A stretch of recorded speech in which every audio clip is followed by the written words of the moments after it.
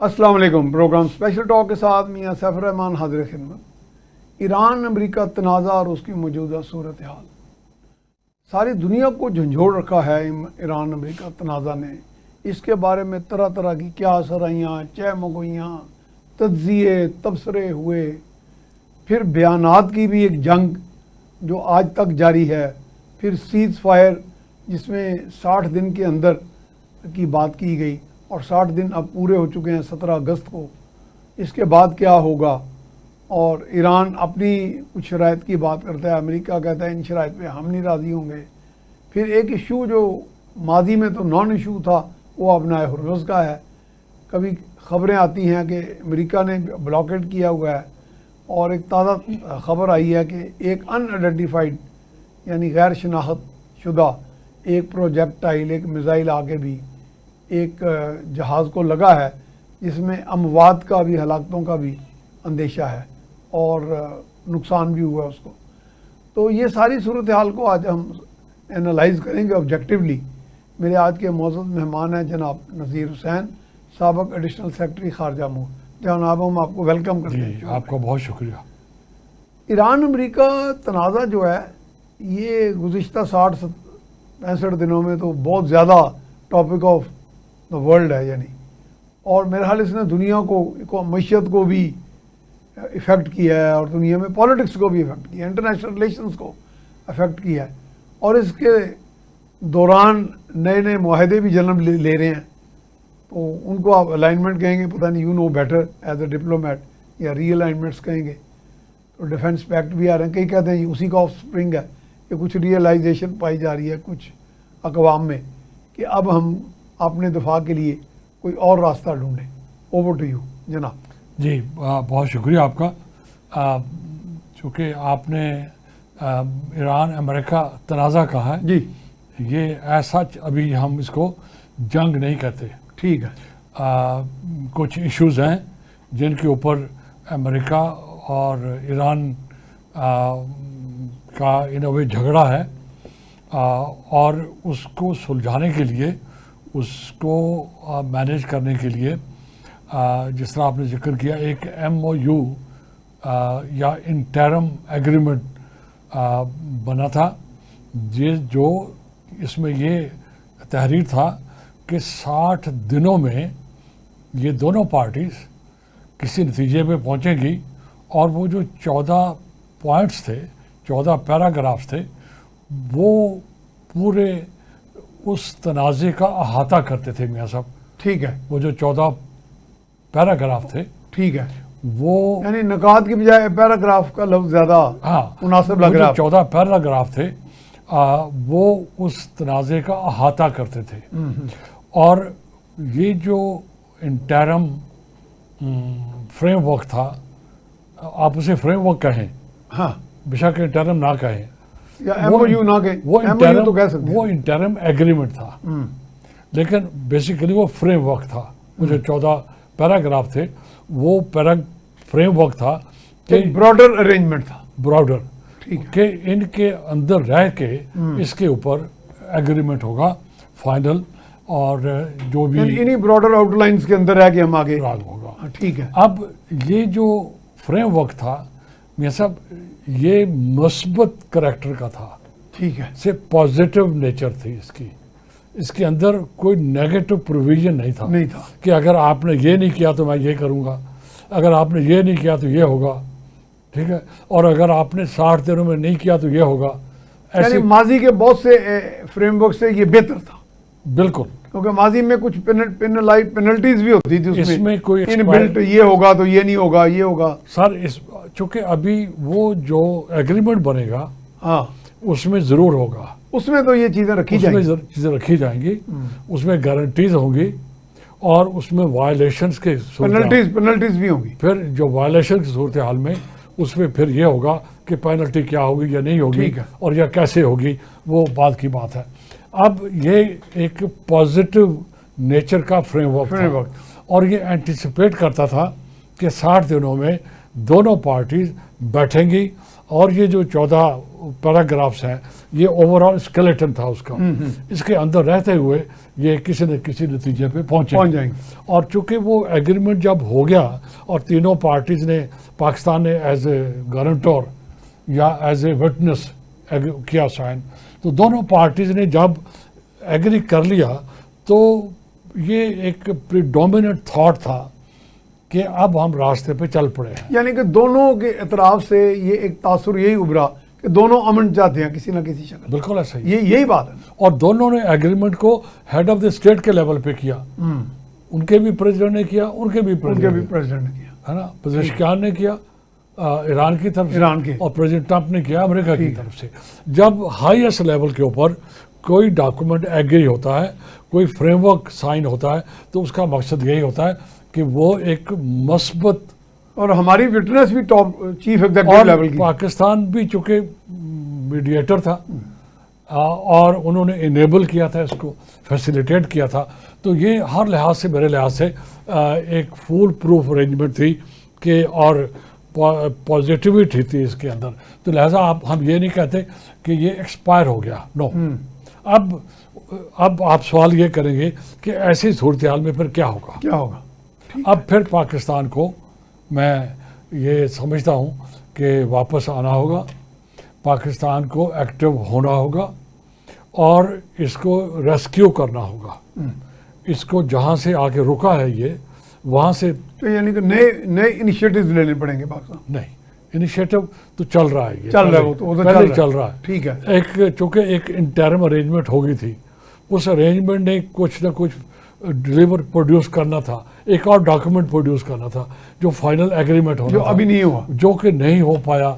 जो भी हालात हुए, कोई भी है, वो हम डिस्कस कर लेते हैं कि उसके बाद क्या कुछ हुआ और अब सूरत हाल क्या है, क्योंकि आज का हमारा टॉपिक ये है।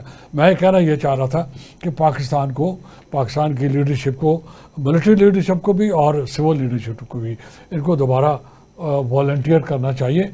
और चूँकि ये इंसानियत के भले के लिए, उनके बेहतरी के लिए। पहले भी पाकिस्तान ने एक थर्ड वर्ल्ड वॉर अवॉइड करवाया था, ठीक है ना। एक वर्ल्ड वॉर होने जा रही थी, क्योंकि आप एक मिनट के लिए सोचें कि इजराइल था, अमेरिका था, ईरान था, और फिर ये जो गल्फ के ममालिक थे, और JCC के 6 मुल्क मुतासर हो रहे थे। हाँ। और ये सारे का सारा दुनिया की ग्लोबल एनर्जी का जो मरकज़ है वो ये था। अगर खुदा न खास्ता कोई फैटल मिस्टेक हो जाती, एक्सीडेंट हो जाता, रिटेलिएशन ही हो जाती, ठीक है, मैचिंग रिस्पॉन्स या रिटेलिएशन मिस्टेक कहते हैं, एस्केलेशन हो जाती, आउट ऑफ कंट्रोल हो जाता, तो फिर क्या होता दुनिया के साथ।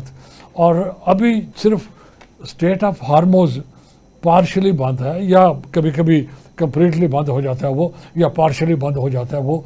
तो दुनिया इस वक्त सख्ते की हालत में है, दुनिया इस वक्त परेशानी की हालत में है कि अगर चंद महीने ये और रह गया तो इकॉनमी का क्या होगा।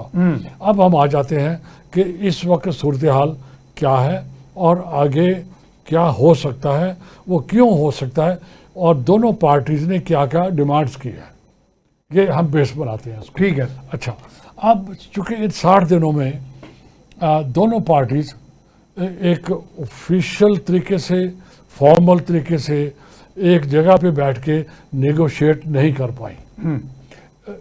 एक इनडायरेक्टली कांटेक्ट रहे, शायद अब भी हों, एन मुमकिन है कि अब भी हों, लेकिन ये और बात है कि ईरान की तरफ से ये कहा जा रहा है कि हम डायरेक्टली कोई कांटेक्ट नहीं कर रहे अमेरिका, लेकिन वो कह रहे हैं कि हमारी थ्रू कतर और पाकिस्तान कुछ बातचीत चल रही है हमारी, जब और वो अब भी सालस हैं, ये भी कह रहे हैं। अमेरिका की तरफ से ये इंडिकेशन दी गई थी कि वो डायरेक्टली इन कांटेक्ट है, लेकिन ईरान की तरफ से ये हुआ है कि हम डायरेक्टली इन कांटेक्ट नहीं है। लेकिन ये कोई बड़ी बात नहीं है, बाय द वे, ये मामूली सी बात है, हम इसको यहाँ छोड़ देते हैं। अब क्या सूरत हाल है, अमेरिका इस पे बज़िद है कि स्टेट ऑफ हार्मोज खोली जाए, पहले खोली जाए, ताकि दुनिया में एनर्जी सप्लाई रेगुलर हो जाए, ग्लोबल इकॉनमी जो है वो जो एक सख्ते की हालत में है उसे बाहर निकल आए। ये सबके इंटरेस्ट में है, ईरान के इंटरेस्ट में भी है, अमेरिका और गल्फ के इंटरेस्ट में, पूरी दुनिया के इंटरेस्ट, पूरी दुनिया के इंटरेस्ट में है। अब हार्मोज की बंद होने की वजह से जो 20% टोटल ऑयल सप्लाई था वो रुका हुआ है। 20% ग्लोबल ऑयल सप्लाई बहुत बड़ा वॉल्यूम है, छोटा वॉल्यूम नहीं है।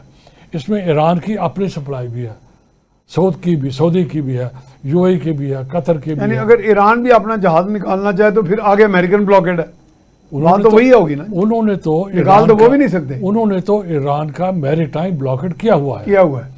ना यानी ईरान ईरान ने- भी एक्सपोर्ट नहीं कर सकता थ्रू दिस। सर, ना ईरान को इंपोर्ट कर पा रहा है, हाँ। ना एक्सपोर्ट कर पा रहा है।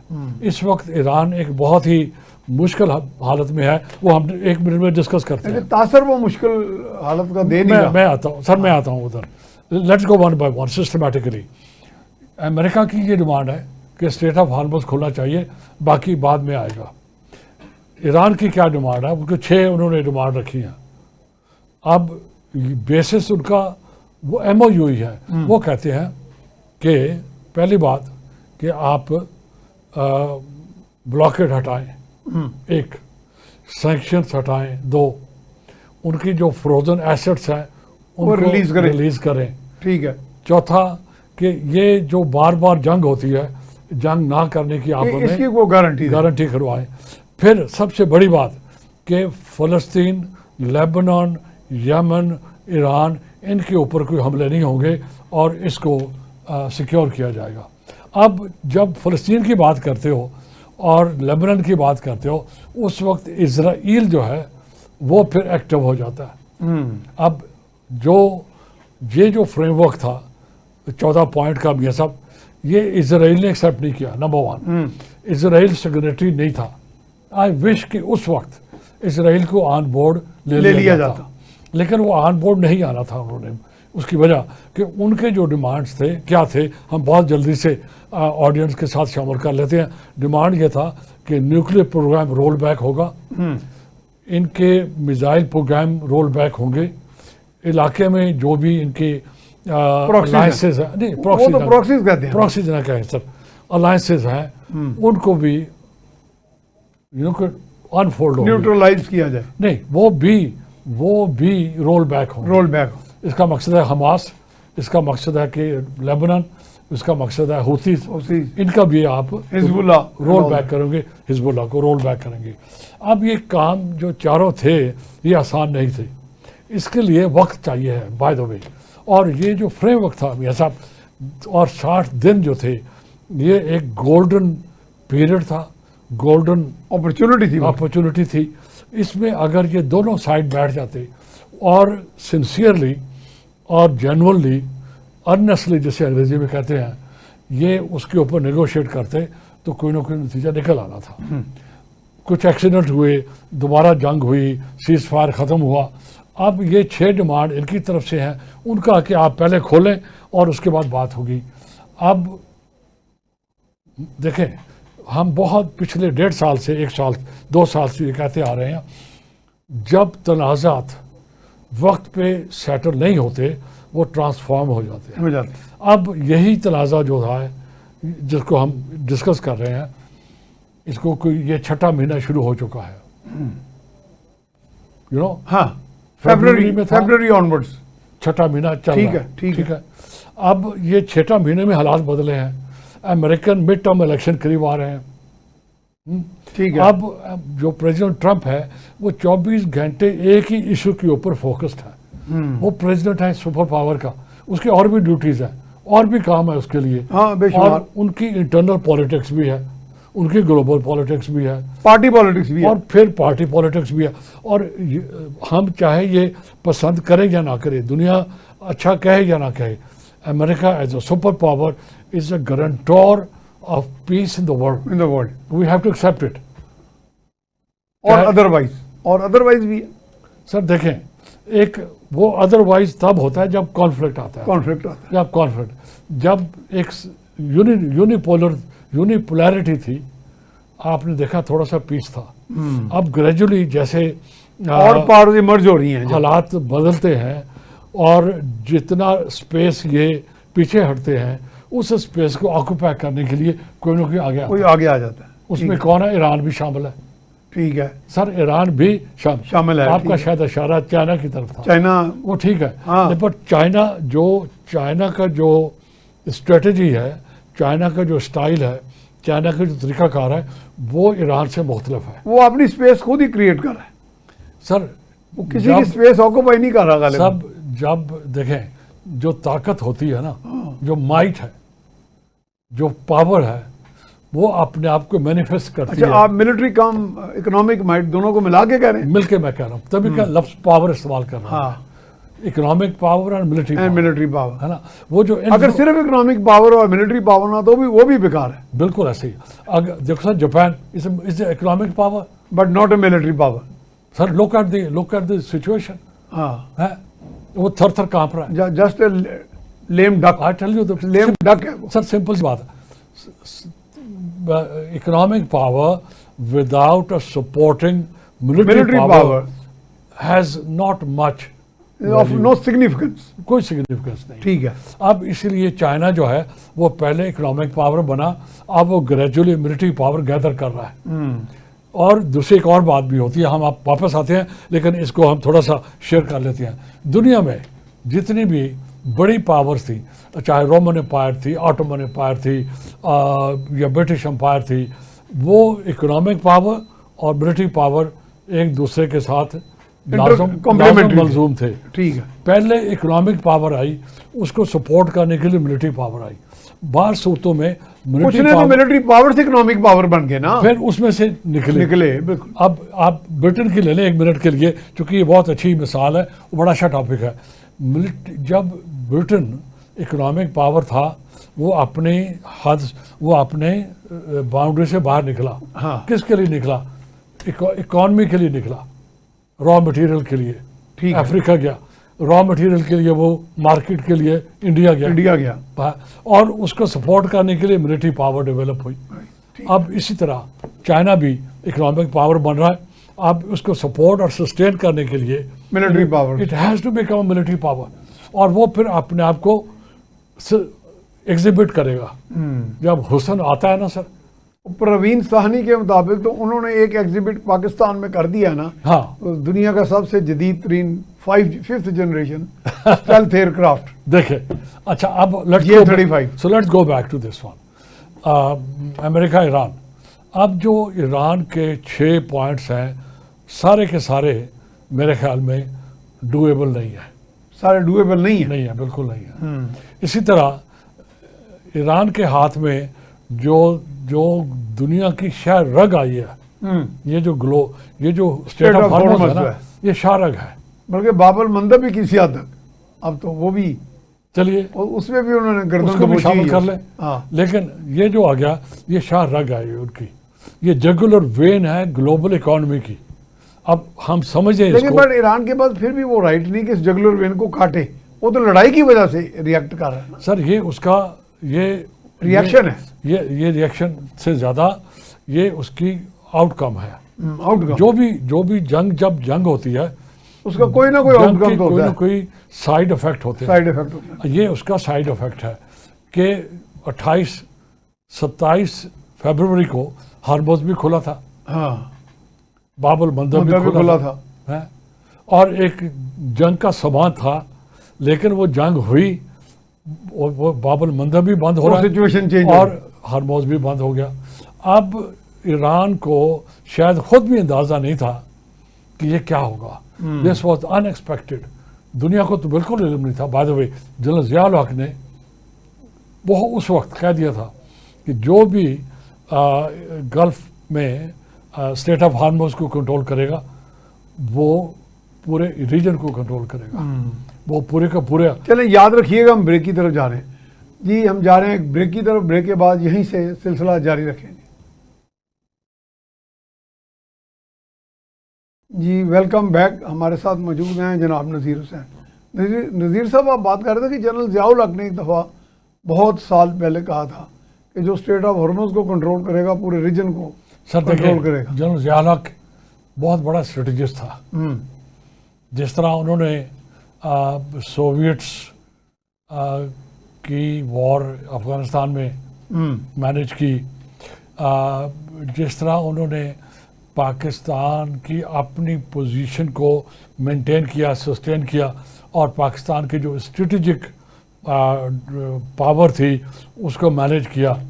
और आज हम जिस जगह पे खड़े हैं, we owe a big thank to him. He was very, जिसे कहते हैं कि उनका बहुत रोल था उसके अंदर, बहुत। कमिंग बैक, तो उन्होंने कहा था कि स्टेट ऑफ हार्मोज एक किस्म की स्ट्रेटेजिक लोकेशन है, जो भी इसको कंट्रोल करेगा वो रीजन को इन्फ्लुएंस करेगा। उस वक्त ये था कि अरब और पर्शिया दोनों आपस में, हमें पता है कि मसाइल थे इनके। Coming back to this one, अब क्या होगा? The main issue is American demand भी टेबल पे है और ईरानी डिमांड भी टेबल के ऊपर है। अब अमेरिका इसको कैसे मैनेज करेगा? दो ऑप्शन है सिर्फ। एक ऑप्शन ये है कि America goes back to war with Iran. वक्फे से तो हुई है, लेकिन वो वॉर नहीं थी मियाँ साहब, वो स्ट्रेटेजी थी। एक स्ट्रेटेजी थी। पहले क्या थी? It's very, now let's be बिल्कुल टू द पॉइंट बात कर रहे हैं।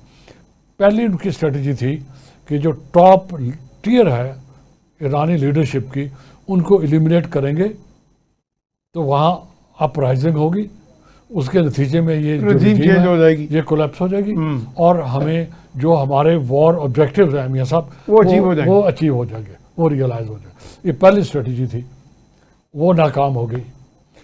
फिर इसी अमेरिका ने और इजराइल ने मिलके number 2 strategy lie, that was bombing.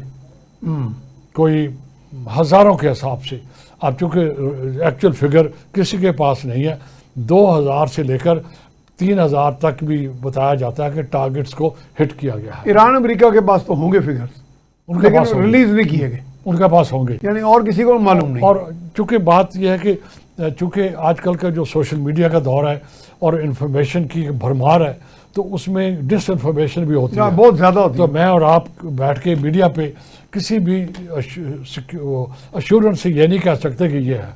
इसलिए हम ये कह रहे हैं कि उन्होंने एक हैवी बॉम्बिंग की। उनका ये ख्याल था कि जब उनका इंफ्रास्ट्रक्चर, उनके पावर स्टेशन, उनके वाटर क्या नाम है, प्यूरिफिकेशन के प्लांट्स, उनके जो वेपन्स के डेपोज हैं, हाँ, और उनके जो लॉन्च पैड्स हैं, और ये सारे के सारे तबाह होंगे, तो ईरान विल कोलैप्स। 2 चीज़ें होंगी सर, नहीं कामयाब हुआ। तीसरा स्ट्रेटजी हुई इकोनॉमिक सैंक्शंस की। सैंक्शन से मुराद ये भी हो सकता है कि नियर कोलैप्स सिचुएशन हो जो हमारे तक ना आ रही हो। नहीं सर कोलैप्स लेट मी हम यहाँ से सेंस कर रहे हैं कि नहीं हुआ। Let me continue with this. तीसरी फिर फेज आया, थर्ड फेज, के बॉम्बिंग से भी नहीं हुआ, फिर उन्होंने इकोनॉमिक प्रेशर डालना शुरू किया। It is called economic pressure. अब इकोनॉमिक प्रेशर में 2 चीज़ें हैं। उन्होंने उसका मैरीटाइम ब्लॉकेड किया, ना कोई इंपोर्ट आएगी ना एक्सपोर्ट होगी। This is economic pressure.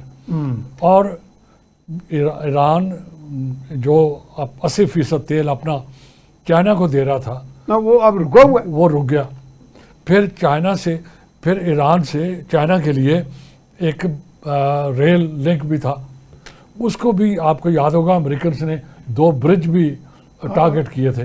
वो वही ब्रिज थे जहाँ पर 24 घंटों में 6 ट्रेन्स लोडेड जाती होती थी, और बहुत सा मटेरियल रशिया से, चाइना से ईरान आता था। लिहाजा 2 चीज़ें हो गई, ब्लॉकेड हो गया। इस वक्त जो वेस्टर्न रिपोर्ट्स हैं वो ये कहती हैं कि ईरान के अंदर इन्फ्लेशन ऑलमोस्ट 100% है या 90%। कई तो 300% भी कहते हैं, चले ज़्यादा कहते हैं, जो भी है, तो मिनिमम 70-90% इन्फ्लेशन है। और जो शॉर्टेज तो ये भी तो नियर कोलैप्स सिचुएशन नहीं है देखा जाए। सर देखें, ये जो वॉर एग्जीक्यूशनर्स हैं, हाँ, असल में ये है ना कि ये हुकूमत है, ये रेवोल्यूशनरी गार्ड्स हैं, ये अवाम है। 90% इन्फ्लेशन तो अवाम ही फिलहाल फेस कर रही है ना। अब इसका नेगेटिव वो तो एक अपनी रेजिस्टेंस मोड में है ना, वो तो एट ऑल कॉस्ट रेजिस्टेंस कर रहे हैं। ये बहुत बड़ी क्लेवर स्ट्रेटजी है कि जब आवाम तंग होगी, उनकी सिंपैथीज गवर्नमेंट के साथ ग्रेजुअली डिग्रेड होती जाएंगी। ये बात सही नहीं, है। एक सिंपथी फैक्टर, स्ट्रेंथ फैक्टर तो है, हाँ, लेकिन सिंपथी के अलावा एक उनके वहाँ पे वो सख्त गिर भी तो बहुत है ना। वो तो ये फांसियां लगाते हैं, मैं उसी तरह, आराम से पकड़ के डिसेंट को बर्दाश्त नहीं करते वो। सर आप सवाल ये पूछें वो कि सख्ती से भी तो निज़ाम अपना उन्होंने संभाला हुआ है। सर आपका सवाल ये है, ये है, आप सवाल ये करें कि इसके बावजूद कि इंपोर्ट बंद है, एक्सपोर्ट बंद है, Survive hardship कैसे है, कर रहे हैं? तो फिर वो जो अवाम है वो रिवोल्ट क्यों नहीं कर क्यों रही? नहीं कर रहे? ये चीज़ है। और वो तो फांसी उसके डर से नहीं कर अगर रहे। ये और कोई मुल्क होता हाँ, तो ये रिवोल्ट शुरू हो चुका होता। ये जो स्ट्रेटेजी है ना मियाँ साहब, ये वेल थॉट आउट भी है और ये वेल एक्सपेरिमेंटेड भी है। और it works। Strategy on the part of America. नहीं, ग्लोबल लेवल के ऊपर अच्छा, इट वर्क्स।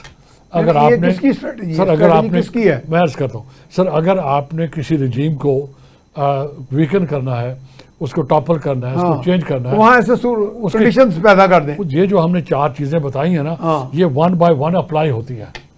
वो जो कमांडर्स बैठे हुए हैं बंकर्स में अमेरिका के, हाँ। या अपने एयरक्राफ्ट कैरियर के ऊपर, या पेंटागन में बैठे हुए हैं, या जो रिसर्च थिंक टैंक्स में बैठे हुए हैं, ये सारे मिलके स्ट्रेटजीज बनाते हैं, हैं। ठीक है। ये 1 बाय 1 वो अप्लाई करते हैं। ये टूल्स हैं, अप्लाई करते हैं। एक किया, दूसरा किया, तीसरा किया।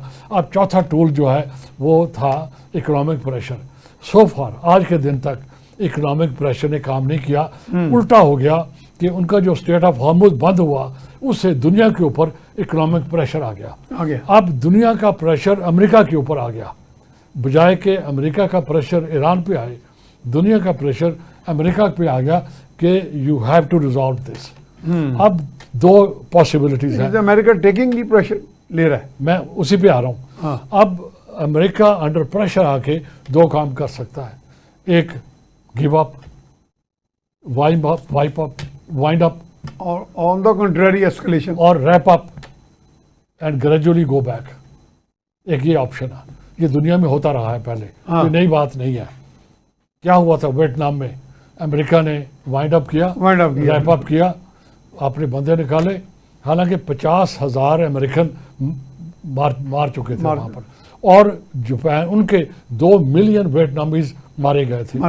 दे wound up, they went back. अब यहाँ एक पॉसिबिलिटी अभी भी है बाय द वे, क्योंकि इलेक्शन करीब आ रहे हैं। आप 4 स्ट्रेटजीज आजमा चुके हैं, वो कामयाब नहीं हुई। अब क्या करोगे आप? मैस स्टारवेशन नहीं होगी, वो एग्रीकल्चर कंट्री है। फिर क्या होगा? मैस मर्डर करोगे? No, you can't do this. वो तो एक और anti sentiment. Will you use nuclear nukes? No. ये आपको याद है, ये बातें चल रही हैं कि डेस्परेशन में विल अमेरिका न्यूक? नो। नहीं, अगर अमेरिका न्यूक करता है ईरान को तो क्या होगा? अमेरिका का क्या जाएगा? सर, ये 21st सेंचुरी है, जो भी कुछ है ये इलीगल। देखें, एक मोरालिटी है, एक एथिक्स है, एक वैल्यूज हैं। नहीं तो 1945 में हिरोशिमा पे मोरालिटी कहाँ वो थी? That was 45। उस वक्त मोरालिटी लो लेवल पे दैट थी। Was 45। That was the colonial period. उस वक्त वैल्यू सिस्टम्स और थे, ग्लोबल स्ट्रक्चर्स और थे, लोगों की जो जो जो जो क्या कहें, वैल्यू सिस्टम मैं कहूँगा और था। अब नहीं हो सकता। अब एक, लेकिन जो वॉर मॉन्गर्स होते हैं, उनका जो वॉर हिस्टेरिया होता है, वो तो रिटेलिएटरी स्ट्राइक से रुकता है मेरा ख्याल है। सर, ओपिनियन से तो नहीं रुकेगा। अगर 0.001% भी चांस होते तो न्यूक कर चुका होता। सर, सोवियत यूनियन अपने बचाव के लिए इस्तेमाल कर चुका होता। यूक्रेन में कहीं ना कहीं, सोवियत यूनियन की बात कर रहा हूँ। सोवियत यूनियन, अच्छा। पूरा एम्पायर खत्म हो गया, कोलैप्स हो गया, लेकिन उसने न्यूक नहीं किया किसी ने। नहीं किया। ठीक है, अब रशिया और यूक्रेन 4 साल है। लेकिन ईरान के बारे में मिस परसेप्शन है, परसेप्शन तो नहीं होगा सर देखें, इसराइल के अंदर के वो न्यू कर देगा हमें, सर अगर देखें, उसने एक्वायर कर लिया। मैं पता क्या हूँ, it is a raw talk. ये कोई भी प्रोफेशनल व्यू नहीं है। हाँ, क्योंकि अब ये दौर सोशल मीडिया का है। अब ये गॉसिप का है, ये instant unverified gossip, instant information का है। जो भी दिमाग में आता है लोग कह वो कह देते देते हैं, लिहाजा वो चीज़ मेरे और आप तक पहुंच जाती है, and then it gets promoted. No, ये दौर गुजर गया। ये जो न्यूक्लियर कैपेबिलिटी है, this is the ultimate preventive measure. ये डिटरेंस है, इट इज अल्टीमेट डिटरेंस। अभी बातें बहुत सी चल रही हैं हिंदुस्तान के बारे में भी, पाकिस्तान के बारे में भी, अमेरिका के बारे में भी, और के बारे में भी, और ये भी बातें बिल्कुल आपके सामने हैं कि ईरान आफ्टर ऑल अपना न्यूक्लियर प्रोग्राम क्यों नहीं गिव अप कर रहा। वो भी इसलिए नहीं कर रहा कि जो न्यूक्लियर कैपेबिलिटी है that is your ultimate deterrence.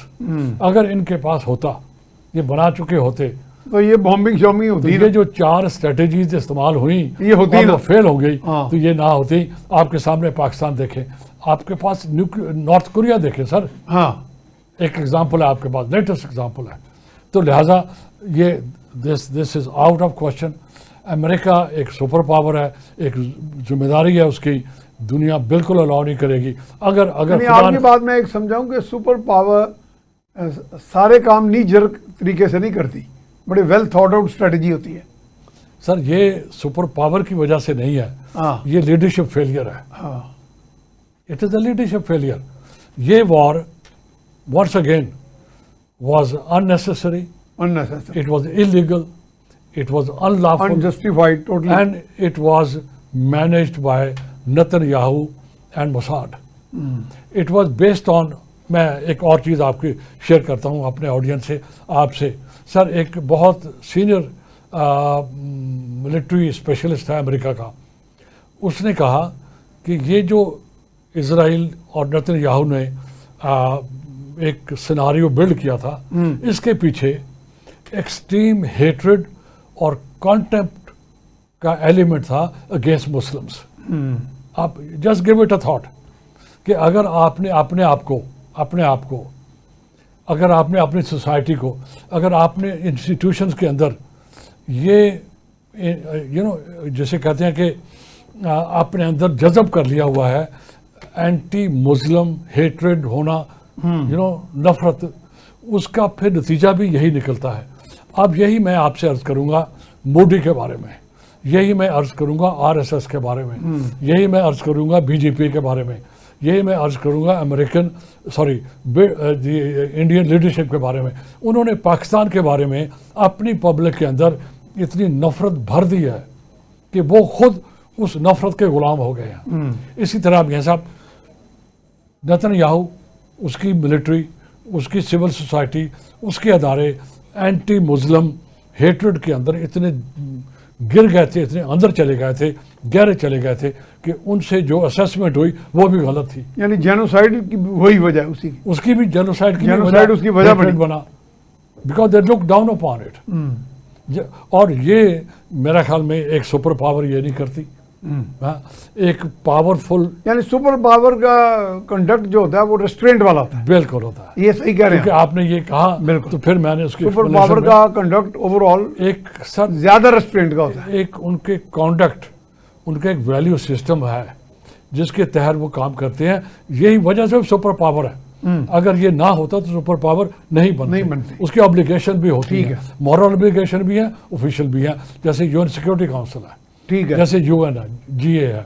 इसी तरह अमेरिका मेरा नहीं ख्याल कि विल गो फॉर इट। हालांकि लोग बातें कर रहे हैं technical nuclear weapon, one strike, वो जो क्या मैं पिक एक्स माउंटेन के बारे में बात कर रहे हैं। वो चूँकि पिक एक्स जो माउंटेन है उसके ये एलिज किया जा रहा है कि जो उनके इनरिच यूरेनियम है और एडवांस्ड जो सेंट्रीफ्यूजेस हैं वो उसके अंदर दफन है या वहाँ रखी गई है, माउंटेन के अंदर, माउंटेन के अंदर। हाँ। अच्छा, पिकैक्स के अंदर। तो ये एक लोगों का ये ख्याल है, मेरा अपना ये एनालिसिस है कि America will not go to that extent. If God forbid America goes, फिर क्या होगा वो बात की बात है। अब what would America do? Now let's come to this. How would America, number one, retreat कर जाए और जहाँ छोड़ के चले जाए? This will not be end of the conflict, no, this will be a pause है, और वो फिर दोबारा शुरू होगा जंग। आपको याद है पिछले साल जून में हुई थी, यानी कॉन्फ्लिक्ट स्मोल्डर करता रहता है, सुलगता रहता है। पिछले साल जून में हुई थी, वो बम बन के फट जाता है। पिछले साल जून में हुई थी, फिर इस साल फरवरी में हो गई, और फिर ये थर्ड राउंड हो जाएगा। तो पिछले 50 साल सिंस 1979 ये जंग चल रही है। तो ये वापस दूसरी क्या होगा, दूसरा ये होगा America, what America would do, American think tanks, now let's get serious, American think tanks are talking of three things, keep economic pressure, मतलब ब्लॉकेड, जैसे ब्लॉकेड है ये इकोनॉमिक प्रेशर ही है। एक्सपोर्ट इंपोर्ट बंद, सैंक्शंस इम्पोज, उनके frozen assets ना निकालें, ना रिलीज करें। तीसरा और जो खतरनाक है, इनकरेज सिविल वॉर।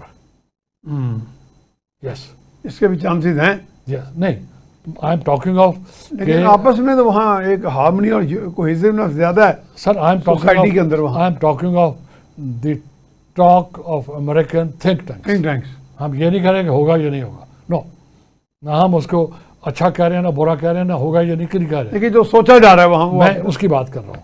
जब सोचा जा रहा होता है तो फिर उसके अंदर से ऑप्शंस निकलते हैं, ठीक है।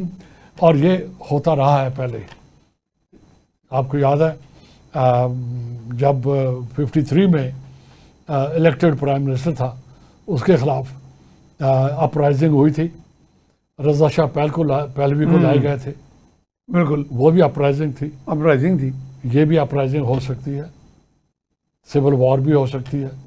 आपने देखा यानी ये यूगोस्लाविया, ऑप्शन मौजूद है, sir these are the tools, tools हैं ये टूल्स हैं। हाँ, अब इसमें मोरालिटी, इसमें एथिक्स नहीं है। They don't matter. हम वापस आते हैं फोकस करने के लिए आज के टॉपिक के ऊपर कि सूरत हाल क्या है और क्या हो सकता है।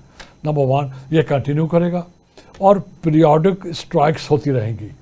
Let me repeat it, economic pressure के लिए ब्लॉकेड रहेगा, इंपोर्ट एक्सपोर्ट बंद रहेगी, उनकी जो एसेट्स हैं वो भी बंद रहेंगे, और जो बैंक्स उनके साथ डील कर रहे हैं, बाय द वे कुछ पेमेंट्स ईरान को कोई 5 बिलियन के करीब ये जो क्रिप्टो करेंसी में भी हुई हैं। अब वो जो बैंक्स ने की हैं उनके ऊपर भी दबाव आएगा, सैंक्शन लग रही हैं। अब इंटरेस्टिंग बात एक और हुई है चाइना के कॉन्टेक्स्ट में। चंद साल पहले चाइना ने एक लॉ पास किया था। सर जो कौमें अलर्ट होती है ना वो ये करती हैं।